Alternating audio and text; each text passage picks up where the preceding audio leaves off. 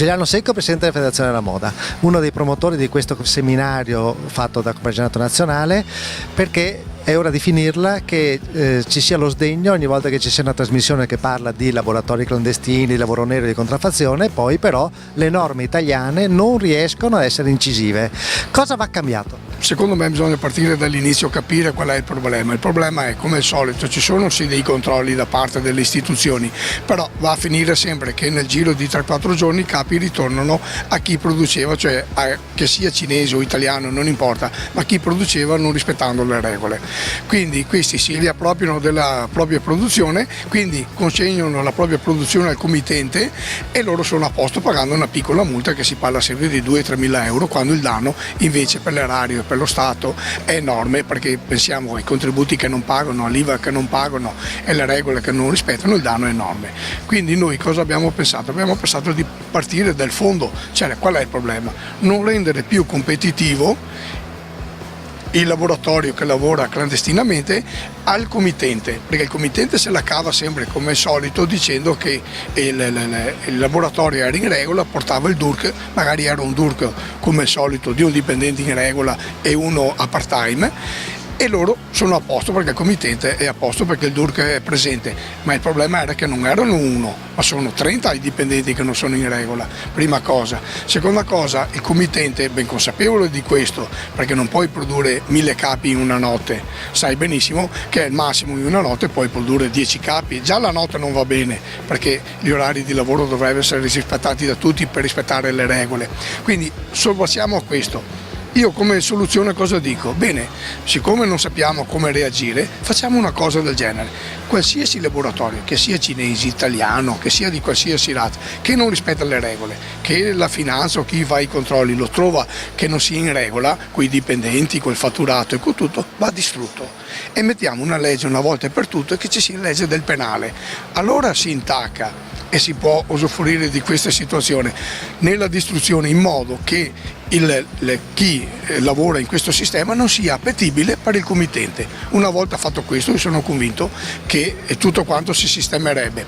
Bisogna che però ci sia una legge su questo cosa, che noi vogliamo assolutamente sia fatta in questi 4 anni che abbiamo di mandato, perché altrimenti non si viene fuori da questa situazione. Il fenomeno della contraffazione è un fenomeno che incide molto nella moda. Voi avete fatto una ricerca, 9,9 miliardi di euro solo per il settore della moda, ed è comunque una piaga che va combattuta. Ma nel territorio italiano le imprese coinvolte, gli addetti, quanti sono? Allora, il settore della moda è un settore che soffre della concorrenza sleale sia del lavoro sommerso che della contraffazione. Nello specifico, proprio per quanto riguarda il lavoro sommerso, il settore del tessile e abbigliamento, su cui fa perno il settore della moda, è quello in cui c'è la più alta percentuale di lavori irregolari, che produce una concorrenza sleale nei confronti delle imprese regolari. Le imprese sono 141.000, il settore ad alta vocazione di artigianato, abbiamo oltre la metà delle imprese del settore nell'artigianato, e il settore soprattutto si caratterizza per essere il leader in Europa per quanto riguarda proprio l'export di piccola impresa, e quindi è evidente che la contraffazione non solo a livello nazionale ma a livello mondiale penalizza fortemente le imprese italiane e in particolare i piccoli produttori che sono il perno di questo settore, in quanto i 2/3 degli occupati nel settore della moda afferiscono a imprese di piccola dimensione. Ecco, quindi queste criticità si intrecciano ovviamente poi con i problemi della globalizzazione e con in particolar modo legati al decentramento produttivo. Poi ho visto che sono delle regioni molto forti, Veneto, Toscana e Lombardia in primis. Assolutamente, abbiamo poi anche le Marche, che sono un territorio ad alta vocazione. Ecco, insieme con la presentazione che verrà illustrata oggi qui in Fiera a Milano, presentiamo anche un report dettagliato su tutto il settore della moda a livello territoriale, da cui emerge come Questo settore è trainato dalla forza dei territori.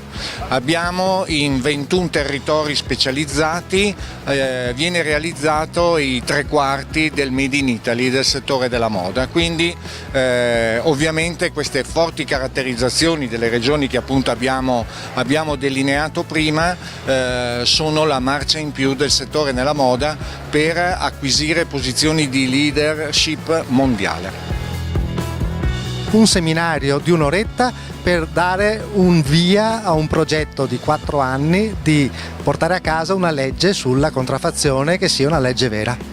Bravissimo, sposo la vena critica, basta. È tanto che ne parliamo, è tanto che parliamo di regolamenti, di tutela del brand, di tutela delle contraffazioni riguardo la qualità dei prodotti. È arrivato il momento, la politica ci sta ascoltando, tutti quelli che sono i testimonials di questo settore sono tutti d'accordo, attendiamo un riscontro da parte della politica perché è arrivato il momento di difendere i nostri prodotti. Questo è un tema tra i più importanti che abbiamo nel nostro settore, è un tema che oggi approfondiremo. Ringraziamo Confartigianato per essere come sempre sul pezzo, ringraziamo tutti quelli che parteciperanno e che daranno la loro testimonianza su questo settore.